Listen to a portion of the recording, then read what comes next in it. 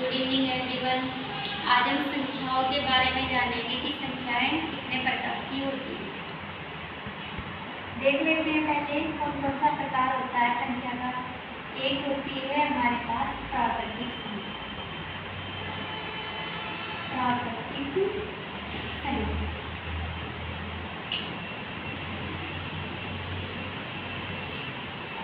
एक होती है हमारे पास पूर्ण संख्या। पूर्ण संख्या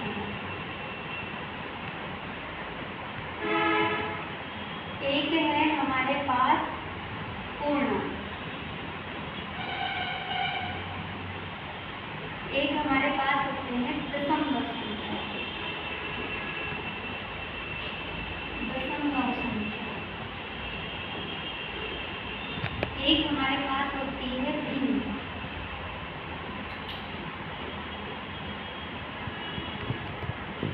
अब ये संख्याएं हमारे पास होती हैं जिसमें हम प्लस माइनस गुणा भाग भिन्न संख्याओं के बीच में हम करते हैं। अब हम ये देख लेते हैं कि प्राकृतिक संख्याएं किसे कहते हैं। प्राकृतिक संख्याएं वे संख्याएं होती हैं जिन्हें हम गिनने में यूज करते हैं। मान लो हमें कुछ भी गिनना है, क्लास में स्टूडेंट्स आप गिनते हैं, वस्तु कुछ आपको गिननी होती है तो भी आप प्राकृतिक संख्याओं का यूज करते हैं।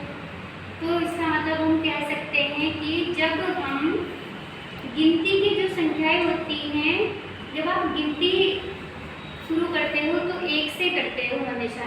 जब भी आप किसी चीज़ को गिनोगे तो हमेशा एक से शुरू होती है। तो जो प्राकृतिक संख्याएं होती हैं वे हमेशा एक से शुरू होंगी। अब देखिए जब आप वस्तु को गिनते हैं तो एक भी हो सकती है, दो भी, तीन भी, चार भी, आप जानते हैं, और ये जो है अनगिनत तक आपका जाता है।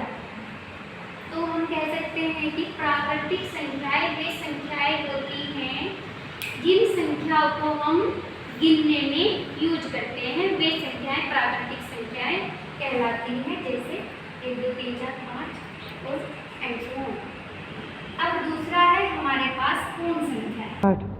पूर्ण संख्याएं क्या होती हैं? पूर्ण संख्याएं आपकी शुरू होती हैं 0 से।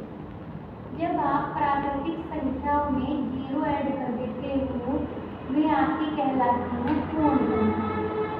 तो इसका मतलब है कि अगर आपसे कोई कहेगा कि पूर्ण संख्या क्या होती है तो आप कहोगे अगर आप प्राकृतिक संख्याओं में 0 जोड़ दें।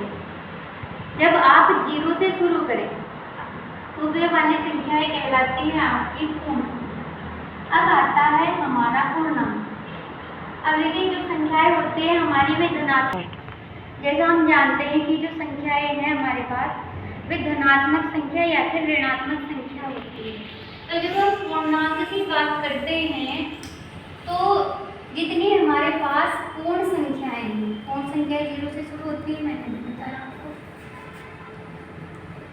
अगर आप ये वाली प्लस वाली संख्या है, अगर 0 से छोटी कौन सी संख्या होती है? माइनस वाली।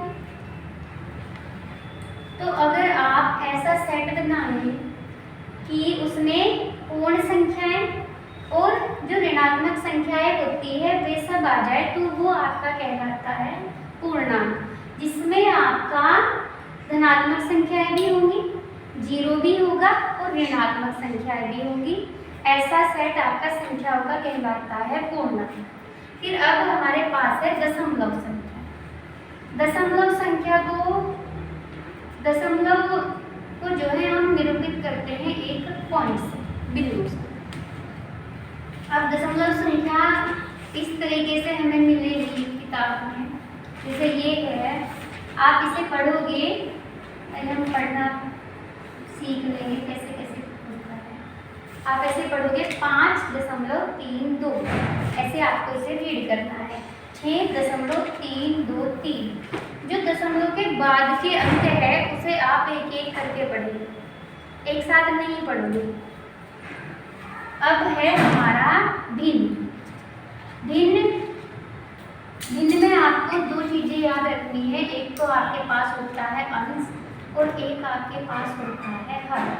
और भिन्न जो संख्याएं हैं वे कुछ इस रूप में लिखी होती हैं: 4/5, 6/10, 7/12,